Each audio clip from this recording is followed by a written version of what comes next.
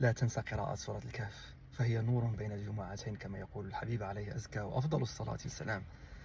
يقول الحبيب رسول الله عليه الصلاة والسلام: من قرأ سورة الكهف يوم الجمعة أضاء له من نور بين الجمعتين، أن بين الجمعة والجمعة يضاء لك من نور، أنك تحفظ من الزلل، بخصوص إذا قرأتها بتدبر وبتمعن.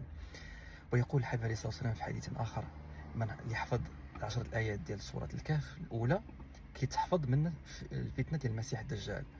ويقول الحبيب عليه الصلاة والسلام في حديث آخر: من أدركه الدجال فليقرأ عليه فواتح سورة الكهف. شوف شحال في هذا الفضل العظيم. سورة الكهف اقرأوها كل يوم جاء، وأقولها لنفسي أولا قبل أن أقولها لكم. وأكثروا من الصلاة على النبي.